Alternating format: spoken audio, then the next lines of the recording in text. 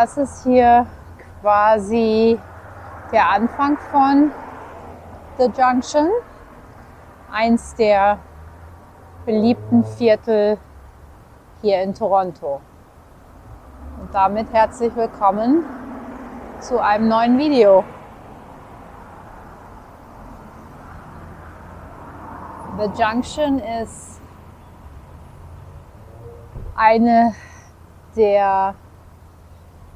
eins der beliebten Viertel im Westen von Toronto. Ziemlich gemischtes Publikum. Hier gibt es ziemlich viele kleinere Boutique-Läden. Nicht so viele Ketten, sondern eher so, ja, Artisan-Shops sagt man hier, also von Chocolatiers bis hin zu handgemachten Geschenken etc. Sowas findet man alles hier in diesem Viertel. Ich weiß nicht, ist glaube ich nicht so sehr bekannt bei Touristen, wenn man hier zu Besuch ist. Dann guckt man sich eher Sachen an, die näher an Downtown sind.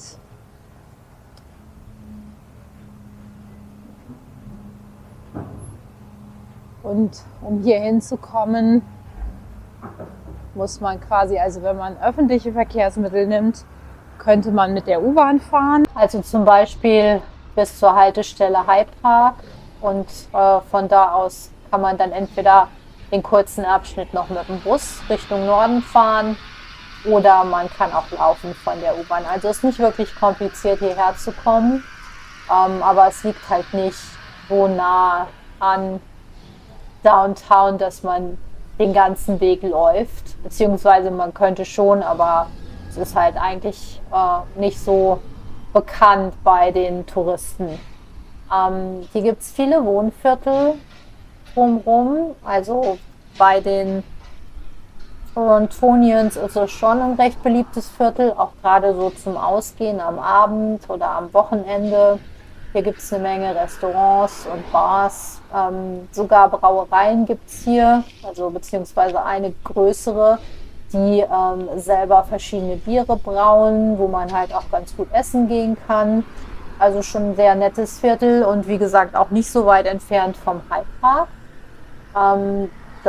Der High Park ist der größte Park hier in Toronto, also in der Stadtmitte von Toronto, sozusagen die grüne Lunge. Und ziemlich beliebt am Wochenende zum Spazierengehen. Es gibt einen kleinen Zoo in der Mitte. Im Sommer werden Shakespeare-Theaterstücke aufgeführt auf so einer Open-Air-Bühne.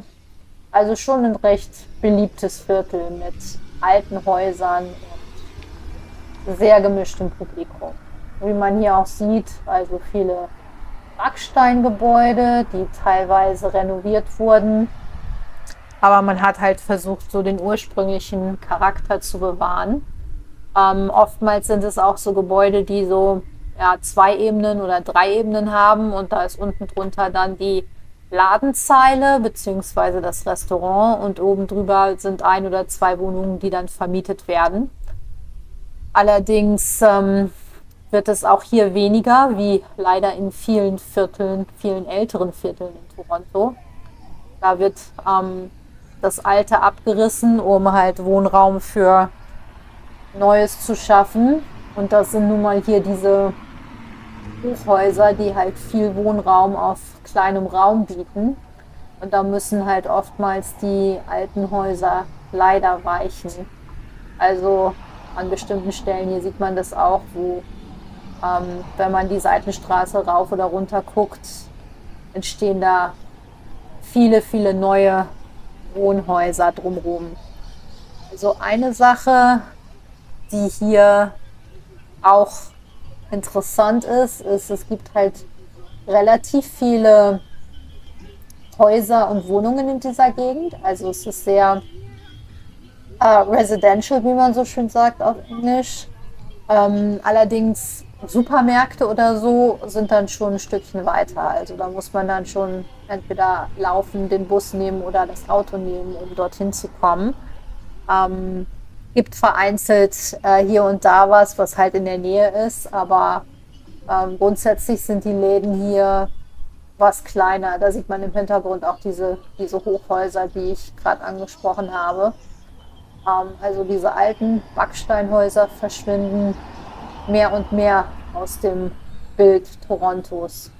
Hier ist die Reklame fürs Winter Wonderland. Das ist hier im Advent, findet es statt.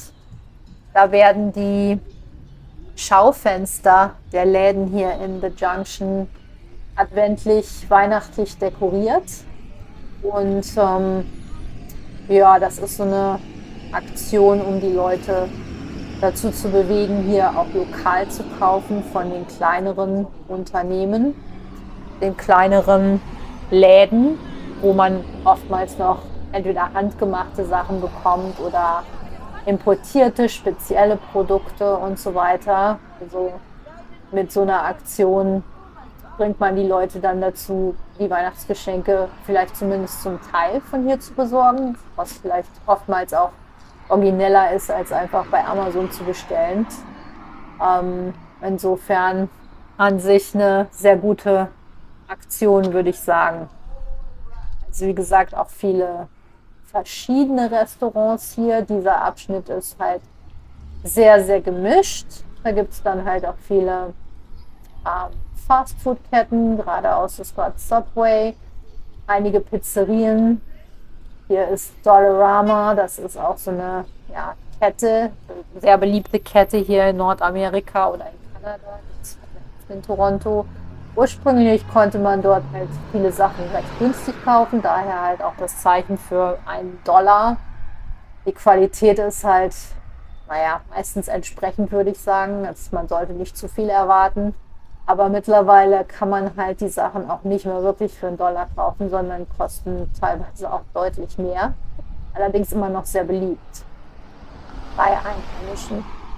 Hier gibt es den Cannabis Shop. Die gibt es hier mittlerweile auch an jeder Ecke, seit Cannabis in Ontario legalisiert wurde.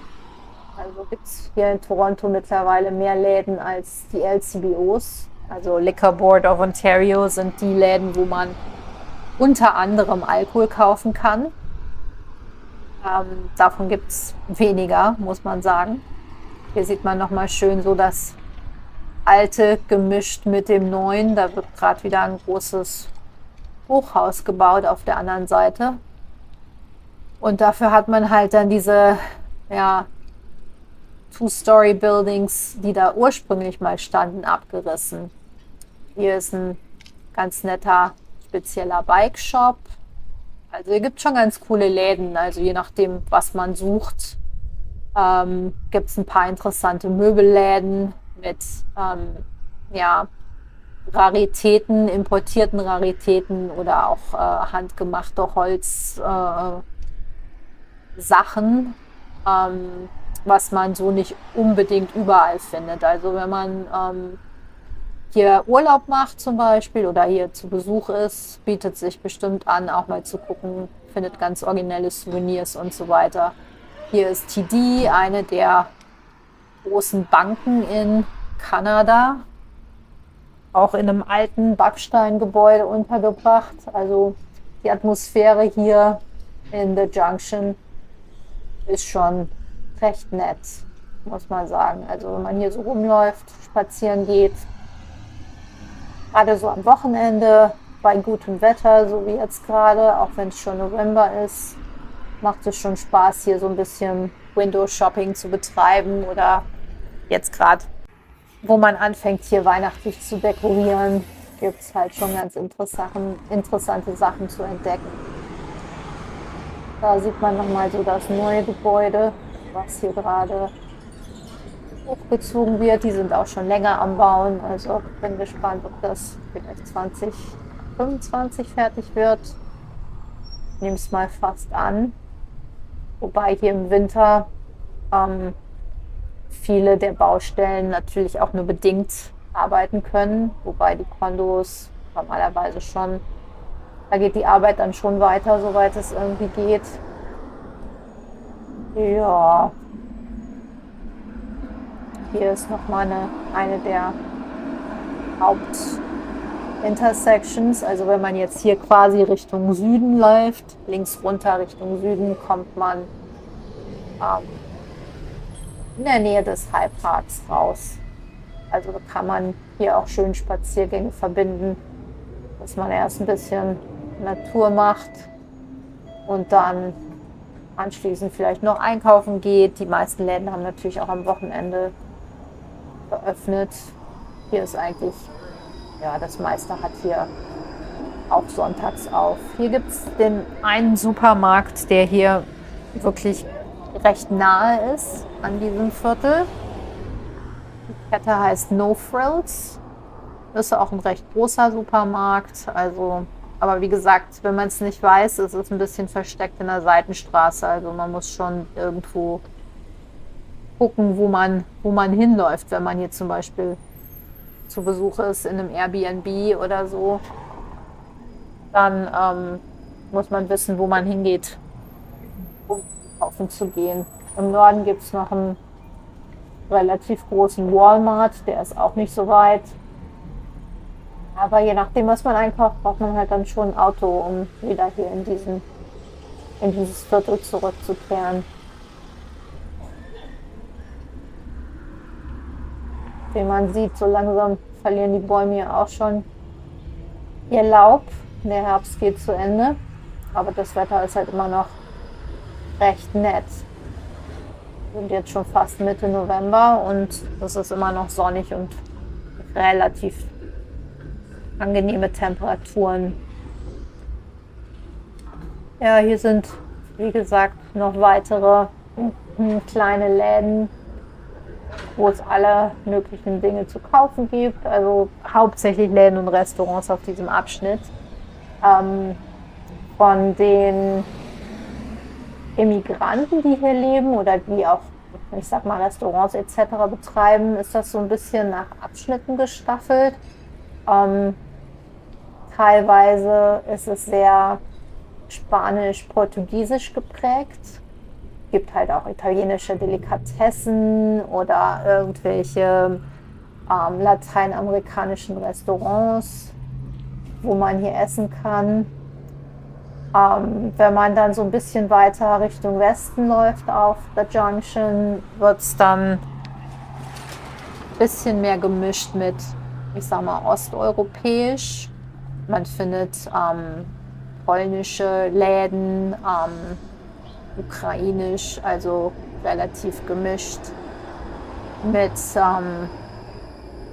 von verschiedenen Delikatessläden über Bäckereien, recht viele Bäckereien auf dieser Straße und teilweise asiatische Restaurants. Also es gibt hier an einer Reihe irgendwie 3 thailändische Restaurants quasi direkt nebeneinander, die auch schon relativ lange da sind. Das ist hier, wie gesagt, so ein osteuropäischer Delikatessenladen. Also die verkaufen dann importierte, recht spezielle Produkte. Es gibt noch einen anderen, der verkauft hauptsächlich italienische Ware. Also da kann man dann getrocknete Pasta oder wenn man spezielles Olivenöl möchte, solche Sachen dann kaufen. Also da bietet sich dieses Viertel sehr an, wenn man so spezielle Sachen sucht, gerade auch was europäische Lebensmittelprodukte betrifft.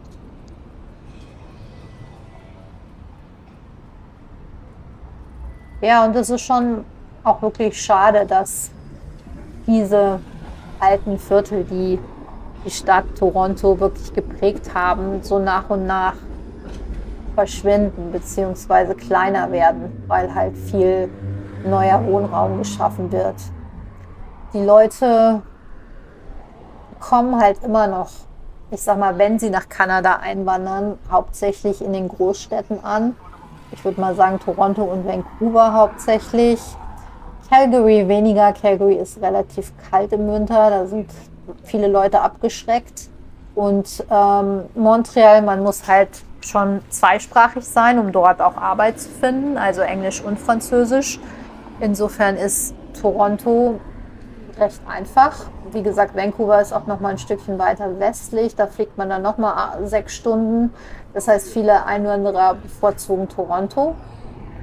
Und ja, selbst wenn die Regierung versucht, die Neueinwanderer ein bisschen umzuverteilen, auch in kleinere Städte in Kanada oder da, wo es halt bestimmte Industrien gibt und Bedarf an Arbeitskräften, heißt das noch lange nicht, dass es funktioniert, weil oftmals ist es halt die Sache, dass die Leute ihren Familienangehörigen nachziehen oder schon Bekannte oder Freunde haben, die in der Stadt leben, und dadurch natürlich auch das Netzwerk haben, was sie brauchen, um eine Wohnung zu finden, Arbeit zu finden, diverse, ja, Services zu finden.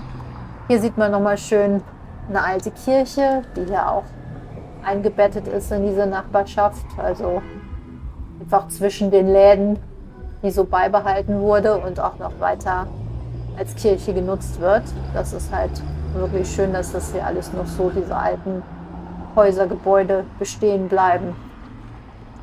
Ja, und viele Kanadier, die halt auch weiterhin in die Großstädte ziehen. Und Toronto ist da sehr beliebt, weil viele hier schon irgendwo ja, in der Umgebung studiert haben und dann vielleicht hier Arbeit finden oder Arbeit suchen.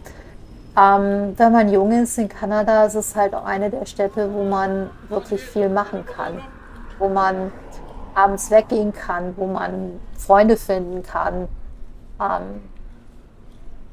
Ja, es ist sehr viel weniger begrenzt als in einer Kleinstadt. Insofern sehr, sehr beliebt. Und man kann schon sagen, dass Toronto daher so ein bisschen überrannt wird mit Leuten, sei es aus dem Inland oder aus dem Ausland, und dementsprechend die Wohnungen knapp sind, was wiederum den Preis diktiert. Also die Wohnungen auch sehr, sehr teuer macht und für viele Leute mittlerweile quasi unerschwinglich.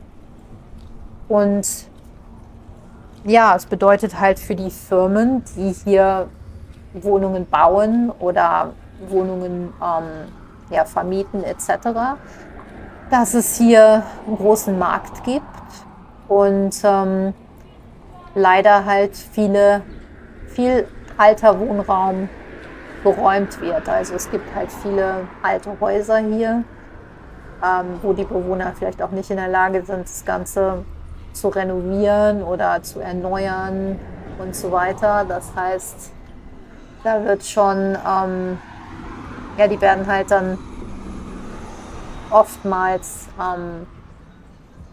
wie sagt man, ja, die lassen sich überreden, ihr Haus, ihr Hab und Gut zu verkaufen. Und ja, dann wird dann neuer Wohnraum gebaut, dann kommen dann neue Hochhäuser mit Wohnungen hin.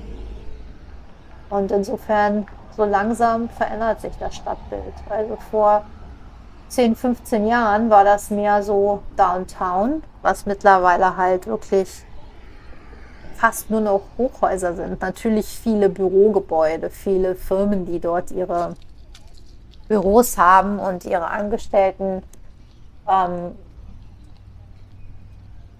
dort vor Ort haben, aber auch viele Wohnungen.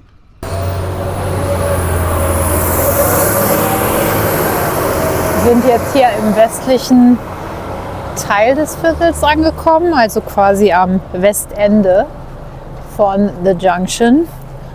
Und das Besondere an diesem Teil des Viertels ist, dass er von maltesischen Einwanderern gegründet wurde.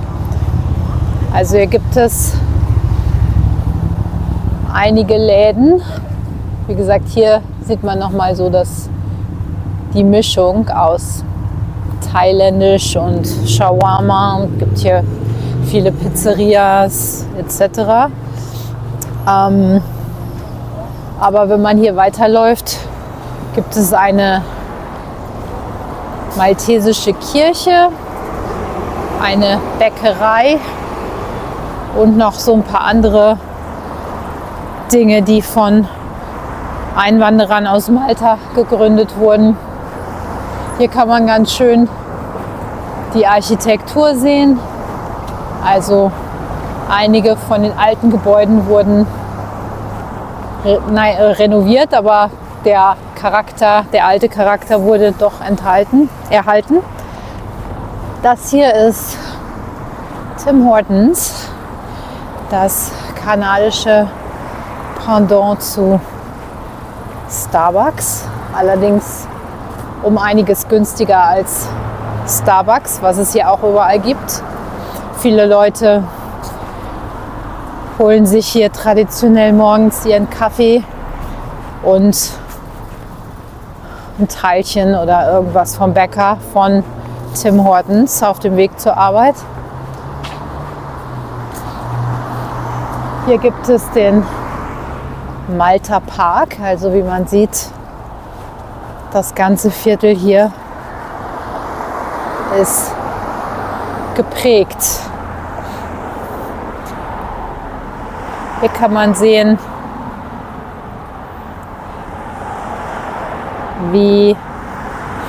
also hier steht einige, die ersten Malteser kamen hier 1916 an, also ungefähr 200 Leute, um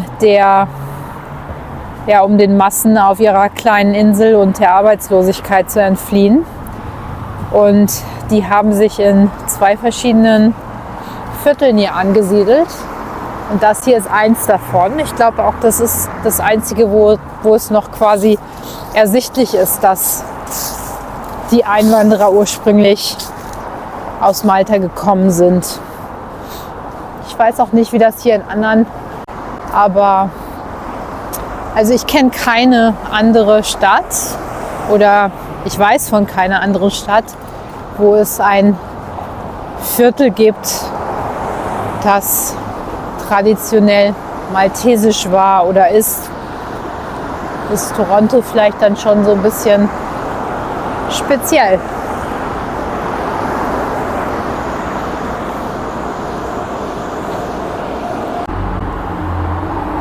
Hier kann man sehen, wo einige alte Häuser abgerissen wurden. Also normalerweise die Häuser sind hier nur so 2 oder 3 Stories, also 2 oder 3 Ebenen hoch. Und hier wird gerade Platz gemacht, wahrscheinlich für ein weiteres großes Hochhaus. Wenn man hier weitergeht, sieht man teilweise auch einige Häuser, die noch nicht abgerissen wurden, aber die schon mal leer stehen, um Platz zu schaffen, die dann irgendwann abgerissen werden. Also hier werden quasi ganze Nachbarschaften von den Bauunternehmen aufgekauft, um sie mit großen Wohnhäusern zu ersetzen. Und das führt halt dazu, dass einige Leute auch hier schwer protestieren und sagen, also hier kann man halt einige von den Zeichen sehen, wo Leute dann sagen zum Beispiel, wir wollen unsere Häuser erhalten. Hier sieht man zum Beispiel auch jemand, der sein Haus verkauft. Ja, und dazwischen die Leute möchten halt gerade ihr Eigentum bewahren und protestieren dafür, dass es nicht abgerissen wird und dass die alten Häuser erhalten sind oder erhalten bleiben. Hier kann man sehen, hier gibt es schon das nächste Haus, was in Planung ist. In diesen Geschäftsräumen kann man dann sich erkundigen, wie viel die Wohnungen kosten werden und kann sich dann dort zukünftige Wohnung kaufen. Wie man sieht, hier sind die Zäune. Hier ist so ein Protestzeichen. Also hier sagt jemand, stoppt den Abriss der Familienhäuser für die High-Rises, also die großen Wohnblöcke, die hier demnächst entstehen sollen. Das hier scheint hier so schon leer zu stehen oder beziehungsweise ja, sieht so aus, als wären die Häuser schon verlassen. Das heißt, die werden dann schon mal für den Abriss vorbereitet. Wie man hier sieht, hier steht Changes proposed for this site. Also da gibt es demnächst eine Änderung. Die Stadt stellt dann diese großen Boards auf. Und die Häuser werden dann abgerissen und ersetzt. Was sehr, sehr schade ist, weil diese alten Häuser und diese alten Viertel, das ist eigentlich das, was Toronto speziell macht, was sehr interessant ist für Toronto. Wie man sieht, da ist noch ein anderes Zeichen aufgestellt. Also viele Leute hier in der Nachbarschaft haben einfach Angst, dass das alles verschwindet, dass die ganzen kleinen Häuser abgerissen werden, um Wohnraum zu schaffen.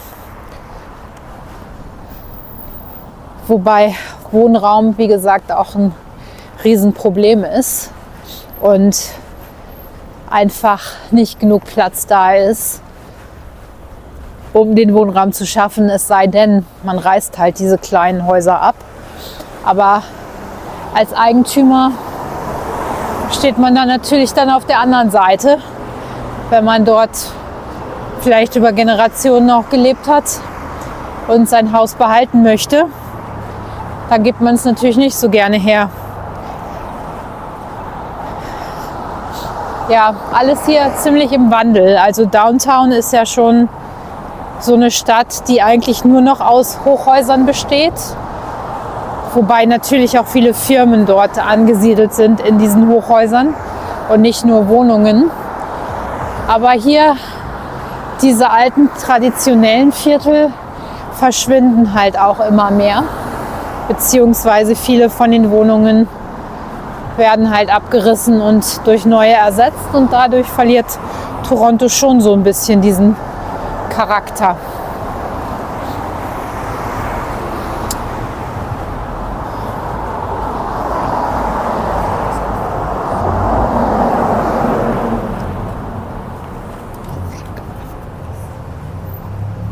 Das ist eine der meistbefahrenen Kreuzungen hier in Toronto, im Westen der Stadt, nahe des Viertels, das The Junction genannt wird.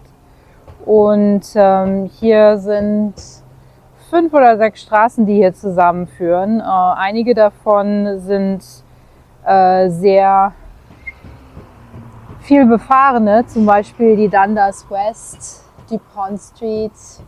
Von hier kommt man auch in die High Park Gegend, was eines der beliebtesten Wohnviertel ist hier in Toronto. Viele Busse, die hier fahren, viele Leute, die hier entlang laufen auf dem Weg. Und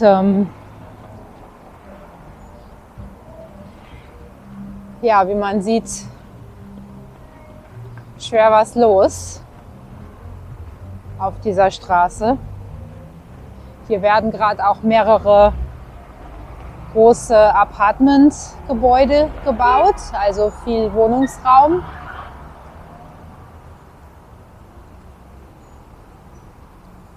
Und einige ältere Gebäude werden dafür dann abgerissen, um Platz zu schaffen.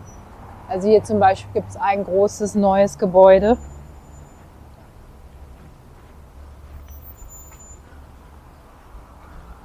Das noch nicht sehr alt ist.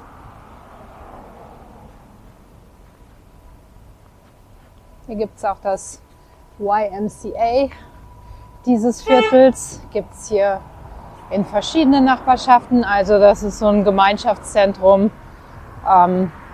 wo Kurse angeboten werden, teilweise für Kinder, teilweise für Erwachsene. Manche haben einen Pool oder man kann dort Sport machen oder Sportkurse belegen. Aber es gibt halt auch Angebote für bestimmte Gruppen von Leuten, also für Senioren, teilweise für Neuanwanderer. Je nachdem, was man braucht, kann man das im YMCA finden.